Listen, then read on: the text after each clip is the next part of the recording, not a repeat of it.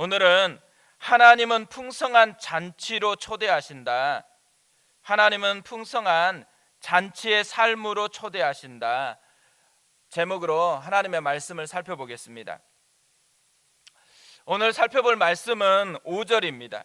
주께서 내 원수의 목전에서 내게 상을 차려주시고 기름을 내 머리에 부으셨으니 내 잔이 넘치나이다. 오늘 말씀에는 세 가지 이미지가 나옵니다. 상, 기름, 잔입니다. 동사까지 포함해서 읽으면 풍성함을 기대하게 하는 말씀입니다. 내게 상을 차려주시고 기름을 내 머리에 부으시고 내 잔이 넘칩니다. 어떻게 보면 우리가 원하는 게 여기 다 담겨 있는 것 같습니다. 우리 삶에서 이 말씀 그대로가 응답이 되면 좋겠다고 생각을 합니다. 하나님께서 우리를 이 풍성함으로 인도해 주시면 정말 감사하겠다라는 생각이 들었습니다. 하지만 오늘 말씀은 해석학적으로 보면 논쟁이 굉장히 많은 그런 말씀입니다. 목자의 노래로 볼 것인지 아니면 주인의 노래로 볼 것인지에 대한 논쟁이 있었습니다. 그것에 따라서 상이나 이 기름이나 잔의 의미가 굉장히 다르게 해석되기 때문입니다. 제가 공부하다가 보니까 두 가지 해석이 주된 방향이더라고요. 첫 번째로는 여기 나오는 모든 비유가 목자와 양의 관점이다라는 것으로 해석하는 겁니다. 대표적인 분이 필립 켈러 목사님이거든요. 직접 자신이 양치기를 했던 경험을 가지고 이렇게 설명을 합니다. 스페인어로 고원의 좋은 목양지를 메사라고 한다고 합니다. 근데 이 뜻이 상이에요, 상. 그래서 고대에도 이 목양지를 상이라고 했을 거라고 추측을 하면서 상을 차려주시고, 이 말은 독초를 제거해서 좋은 목초지로 만들었다라는 것으로 해석을 합니다. 기름을 부은 것은 양에게 달려들은 팔이나 해충을 막기 위해서 또는 온병을 치료하기 위해서 기름을 바르는 이 모습을 담고 있다고 얘기하고요. 내 잔이 넘친다, 이 표현은 추울 때 양의 몸을 녹이기 위해서 잔에 술을 따라 가지고 먹인대요. 그래서 이 잔이 넘치나이다, 이 말은 이렇게 얼었던 마음을 녹여주는 그런 장면을 가지고 이 말씀을 해석을 하더라고요. 근데 이 시편 23편을 목자와 양의 관점으로 통일성 있게 해석하는 데는 장점이 있는데요, 사실 상이나 잔은 양과는 좀 어울리지 않는 그런 모습이기 때문에 이런 해석을 조금 곤란하게 여기는 분들이 굉장히 많습니다. 그래서 두 번째로 이건 목자와 양에 대한 것이 아니고 주인과 손님의 관점이다라는 것으로 해석을 하는 그런 해석이 있는데, 이 해석을 좀 더 많은 사람들이 선호하고 있습니다. 이런 관점들로 이 말씀을 보면 아브라함이 하나님께 잔치를 대접했던 것처럼 오늘 본문은 잔치와 또 잔치에서 환대하는 그런 모습을 그리고 있다라고 그렇게 해석을 합니다. 그래서 상을 차려주시고는 잔치를 베풀었다라는 것이고요, 기름 부었다라는 것은 잔치집에서 기름의 향기를 내기 위해서 이렇게 기름을 부어가지고 환대하는 그런 모습이 있다고 합니다. 잔이 넘친다라는 것은 연회에서 가장 중요한 게 포도주이기 때문에 이 포도주가 풍성한 것을 의미한다라고 해석을 하더라고요. 제가 여러 가지 책들을 보니까요, 한국의 목회자들이 제일 많이 어떤 관점으로 해석하냐면 목자와 양의 관점으로 해석하는 것 같아요. 그래서 설교들이 대부분은 목자와 양의 관점으로 되어진 설교들이 대부분입니다. 시편 23편 설교집을 보면 다 이런 관점입니다. 저는 그래서 오늘 말씀을 주인과 손님의 관점에서 많이 묵상을 했습니다. 그리고 이런 종류의 책이 많지를 않는데 그런 종류의 책들을 조금 더 많이 보게 되었는데요. 특별히 오늘 말씀을 탕자와 아버지의 잔치 비유로 설명하는 글이 있더라고요. 케네스 베일리 교수님이 이 글을 썼는데 이 내용이 되게 감동적입니다. 이런 글이에요. 탕자의 비유에서 만약 길 한복판에서 공개적으로 보여준 아버지의 희생적인 중재가 없었더라면 탕자를 증오하는 마을 사람들은 그를 호되게 때렸을지도 모른다.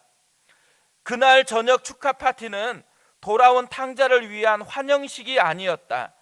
그것은 자신과 아들을 화해시킨 아버지의 값비싼 노력의 성공에 대한 연회였다. 마을 사람들은 아버지가 베푼 연회에 참석함으로써 자식을 받아들인 아버지의 값비싼 노력에 경의를 표한다. 실제로 중동에서 보면요, 한 사람의 명성, 이 명성은 소유한 재산이 아니고 어떻게 많은 손님들에게 환대하느냐로 결정을 한다고 합니다.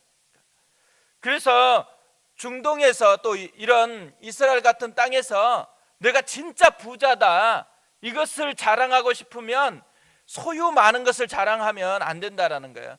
많은 손님을 초대해 가지고 얼마나 풍성하게 환대를 하느냐, 이것으로 사람들이 저 사람 부자구나 이렇게 여긴다라는 것이죠.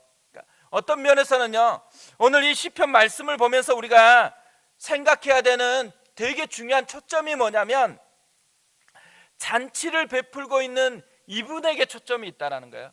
이분이 얼마나 풍성함으로 지금 잔치를 베풀고 있느냐, 사람을 환대하고 있느냐, 이것에 초점을 맞추고 그림을 그리고 있는 것이고요. 또 하나, 이렇게 풍성한 환대를 받은 이 사람이 이 잔치에서 어떻게 해야 될 것이냐, 이거에 포커스를 맞추고서 이 시편 23편 5절 말씀이 있다라는 것이죠. 하나님은 우리를 풍성한 잔치의 삶으로 초대해 주셨습니다. 이 초대한, 또 초대받은 잔치 앞에서 우리가 어떻게 살아가야 될 건가, 어떻게 반응해야 될 건가, 이게 굉장히 중요한 문제이잖아요. 그래서 오늘이 특세 마지막 날인데 이 마지막 날에 딱 이 본문이 있는 게 하나님께서 우리에게 전달하고 싶은 마음이 있는 게 아닌가, 이런 생각도 들었습니다. 그래서 우리 안에 오늘 말씀을 통해서 이전에 있었던 내가 그리고 있는 삶, 그리고 그런 그림을 바탕으로 해서 내가 하나님 앞에 반응을 보이는 이 삶에서요, 오늘 주님이 우리에게서 보여주고 싶어 하시는 이 잔치의 삶으로의 초대, 그거에 바탕을 두고서 나는 어떻게 내 인생을 살아가면서 하나님께 반응해야 될까, 이 모습으로 좀 나아가는 은혜가 있었으면 좋겠습니다. 그래서 오늘은 이렇게 풍성한 잔치로 초대해 주신 그 하나님 앞에 내가 어떻게 반응하는 게 좋을 것인가를 좀 살펴보았으면 좋겠는데요. 첫 번째로 하나님의 백성으로 우리가 하나님 앞에 반응해야 될 태도, 하나님의 자녀답게 긍지를 가지고 살아가라는 것입니다. 오늘 5절 시작이 주께서 내 원수의 목전에서 내게 상을 차려주시고로 시작합니다. 원수인 골리앗 앞에서요, 이스라엘 백성들, 하나님의 백성들이었던 이스라엘 백성들은 다 주눅 들어가지고 초라함으로 반응을 했어요. 근데 다윗은 하나님의 백성의 긍지를 가지고서 담대함으로 반응을 했습니다. 사무엘상 17장 45절에 이렇게 말씀을 합니다. 다윗이 블레셋 사람에게 이르되 너는 칼과 창과 단창으로 내게 나아오거니와 나는 만군의 여호와의 이름 곧 내가 모욕하는 이스라엘 군대의 하나님의 이름으로 내게 나아가노라. 긍지가 담겨 있잖아요. 다윗이 이런 긍지를 가질 수 있었던 그런 긍지의 근거가 어디에 있을까요? 자기의 쌓은 실력에 있을까요? 다윗이요, 자신의 긍지를 만군의 여호와의 이름에 두고 있습니다. 원수 앞에서 상을 베풀어 주고 있는 하나님께 긍지를 두고 있기 때문에 담대하게 이렇게 선포하고 있다라는 거예요. 지금 골리앗이 크게 보여서 두려워 떨고 있는 이스라엘과 전혀 다르게요, 다윗은 그곳이 하나님의 놀라운 잔치상이다라고 여기면서 나아가고 있다라는 것을 보여주고 있는 것이죠. 하나님의 사람들이 다 이렇게 다윗처럼 반응을 했으면, 다윗처럼 바울도 이렇게 반응을 했어요. 빌립보 감옥에 갇혔을 때 사람들로 감옥에 갇혔다 그러면 아마 다 주눅 들고 힘들었을 거예요. 근데 그 감옥 안에서 기도하고 찬양합니다. 더 놀라운 것은 옥문이 열렸습니다. 그런데 도망가지 않고 그대로 감옥 안에 남아 있습니다. 왜 그렇게 남아 있었을까요? 사람들의 눈에는 감옥이 비참하고 초라한 곳이지만 바울의 눈에는 뭘로 보여요? 하나님의 잔치가 벌어지는 그런 잔치상으로 보였다라는 것이죠.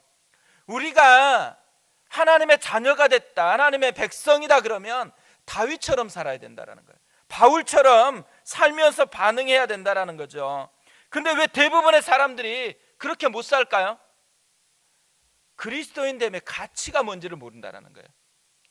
우리가 하나님의 자녀가 됐다라는 이 가치가 뭔지를 잘 모르는 거예요. 하나님께서 끊임없이 잔치를 베풀고 풍성한 그 잔치로 우리를 초대했다라는 이 믿음이 작동되지 않기 때문에 초라함으로 반응할 수밖에 없는 그런 모습이라는 거죠. 요한복음 1장 12절에서 이렇게 말씀합니다.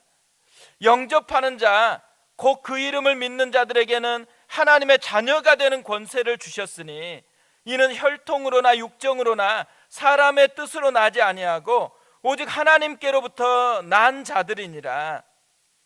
예수를 믿는다라는 것은 이렇게 당당하게 하나님의 자녀된 권세를 가지고 사용하는 사람이 되었다라는 것을 말합니다.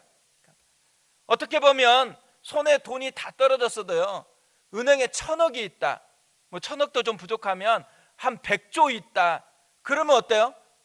초라하게 살지 않아요. 당당하게 살아갑니다. 하나님의 자녀가 되었다라는 것은 은행에 1,000조가 있다라는 것보다 훨씬 더 많은 것을 소유했다라는 거거든요. 그 소유한 근거를 가지고서 당당하게 살아가는 것이 하나님의 백성다움이라는 것이죠. 근데 많은 사람들이 그렇게 살아가지 못해요. 왜 그래요? 근거를 잘못 두고 있기 때문에 그렇다라는 거예요. 혈통이나 육정이나 사람의 뜻에 근거를 두면은 그럴 수밖에 없어요. 우리의 근거는 어디 있냐면 오직 하나님께로 난 자들이니라. 하나님이 우리를 잔치에 초대했고 하나님이 우리의 허물이나 우리의 부족함을 모르는 게 아니고 알면서도 우리를 자녀로 불러주셨다라는 거, 이것에 근거를 두고서 당당하게 하나님 앞에 나아가는 사람이 그리스도인이라는 것이죠. 하나님은 탕자의 비유를 통해서도요, 우리에게 부탁하는 거예요. 품꾼의 하나로 여기겠다고 여기지만 아버지가 자녀로, 아들로 다시 회복시켜주는 잔치를 벌이잖아요. 뭘 원한다라는 거예요? 너 품꾼의 하나가 아니고 아들이다고. 내 아들이니까 당당하라는 거예요. 네가 어떤 삶을 살아서 당당한 게 아니고 내 아들이니까 내 아들다운 당당함으로 살아가라고, 그렇게 완전히 초라해서 나온 탕자에게 요구하는 거예요. 탕자가 누구겠어요? 우리잖아요. 우리가 아무리 열심히 살아가도 하나님 앞에 설 때는 아마 탕자처럼 느낄 거예요. 그때 탕자가 여겼던 품꾼의 의식이 아니고 아버지께서 원하는 자녀된 긍지로 하나님 앞에 반응하는 것이 하나님이 기뻐하는 그런 반응이라는 것입니다. 우리가요, 세상을 살아갈 때 움츠리지 말고 어깨를 펴고 당당하게 하나님의 자녀다움으로 살아갔으면 좋겠어요. 두 번째로요, 하나님의 백성이 보여야 될 태도가 있다면 기쁨으로 잔치를 즐기라는 것입니다. 웨스트민스터 신앙고백 1문 1답, 너무 유명하기 때문에 우리가 다 잘 알 거예요. 사람의 제일 되는 목적은 하나님을 영화롭게 하는 것과 영원토록 그를 즐기는 것이다. 자녀됨을 아는 것과 자녀됨의 긍지를 가지고 즐기는 것이다. 이게 하나님의 사람됨의 가장 근원적인 목적이라는 것이죠. 사람이 할 일은요, 하나님의 잔치에 초대받았다라는 것을 아는 거예요. 그리고 그 잔치에 초대받은 사람으로서 잔치를 즐기는 것, 이것이 하나님의 자녀들이 살아가야 되는 삶의 방식이라는 거죠. 그러니까 어떤 면에서는 하나님의 자녀 됐다 그러면 막 표정이 근엄하고 또 뭔가 이렇게 좀 우울하고 좀 근엄한 그런 표정이 아니에요. 하나님의 자녀된 그림이 뭐겠어요? 기쁨, 감격, 너무너무 기쁜 거예요. 잔치에 초대받았는데 우울하게 그 옆에서 잔치를 바라보고 있으면 어때요? 그러면 잔치에 초대한 분을 모욕하는 거거든요. 굉장히 무시하는 행위죠. 그러니까 하나님의 자녀됨의 가장 큰 특징이 뭐냐? 기쁨이라는 거예요. 감격이라는 거예요. 이해할 수 없는 감격. 나 같은 죄인을 위해서 죽어주신 하나님의 사랑을 깨닫게 된 감격, 이것이 하나님의 백성됨의 표지라는 것이죠. 다윗이 그랬습니다. 다윗이 이 하나님의 법궤가 들어올 때 너무 기뻐가지고 바디가 내려오는 줄을 모르고 춤을 췄어요. 근데 이 모습을 본 사람이 있었어요. 바울의 아내 미갈이 이것을 봤어요. 그리고 어떻게 해요? 왕이 채통도 없이 그렇게 한다고 구박을 했어요. 근데 이 장면을 보면요, 많은 교회의 단면을 딱 이렇게 보여줍니다. 많은 교회들을 보면요, 많은 분들이 어떻게 생각해요? 채통도 없이 어떻게 저렇게 살아가나, 이렇게 생각하는 모습이 되게 많아요. 예배를 드려도 어떤 면에서는 우리가 이런 좀 근엄한 예배가 아니고 흑인들 예배 보셨어요? 흑인들 예배는 진짜 놀랍습니다. 그냥 가볍게 그냥 찬양만 나와도 몸이 살살 움직이더라고요. 그리고 갑자기 어떤 분이 확 일어나가지고 뭐 찬양 인도자도 아닌데 갑자기 할렐루야 막 찬양하면서 자기 간증하고, 그럼 또 주변에서 다 또 그 반응하고, 그리고 또 다른 사람이 하면 또 막 그렇게 하다, 그러면 또 목사님이 또 이어받아가 설교하다가 또 다른 사람이 하면 또 잠깐 기다리다가 설교 중에서도 그러더라고요. 감격이 훨씬 더 축제처럼 표현되어지더라고요. 그러니까 우리 속에요, 이 하나님을 아는 기쁨, 특별히 우리 앞에 펼쳐진 하나님의 풍성한 삶의 초대 잔치에 있는 이것을 느끼는 기쁨이 우리 가운데 가득해서 그것을 즐기고 표현하는, 이게 진짜 신앙의 모습이라는 거예요. 그래서 성령의 열매 첫 번째가 뭐예요? 성령의 열매 첫 번째가 사랑이라고 되어 있지만 그것은 열매 전체를 의미하는 것이고, 사랑의 첫 번째 특징이 기쁨이라는 거예요. 그래서 희락이에요. 그리스도인 됨은 희락이 있느냐 그렇지 않느냐로 결정되어진다라는 것이죠. 우리의 표지는 희락입니다. 이걸 깊이 알았던 바울이 뭘 고백해요? 로마서 8장 37절 이하에서 이렇게 노래를 해요. 그러나 이 모든 일에 우리를 사랑하시는 이로 말미암아 우리가 넉넉히 이기느니라. 내가 확신하노니 사망이나 생명이나 천사들이나 권세자들이나 현재일이나 장래일이나 능력이나 높음이나 기품이나 다른 어떤 피조물이라도 우리를 우리 주 그리스도 예수 안에 있는 하나님의 사랑에서 끊을 수 없으리라. 감격해서 노래하잖아요. 어떻게 보면 이건 바울의 시편 23편 5절이에요. 하나님의 잔치, 자기를 깊이 사랑하는 이 사랑에 사로잡혀 가지고 지금 자기 앞에 펼쳐진 불편한 것들, 원수같이 느껴지는 사망, 생명, 천사들 하나하나를 눈앞에 두고서 담대하게 하나님의 사랑을 선포하고 있는 모습이라는 것이죠.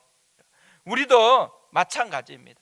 우리 앞에 원수 같은 게 없어서 이렇게 노래하는 게 아니에요. 우리를 불편하게 하고 우리를 좌절시키게 하고 끊임없이 무너뜨리려고 하는 많은 원수 같은 게 있어요.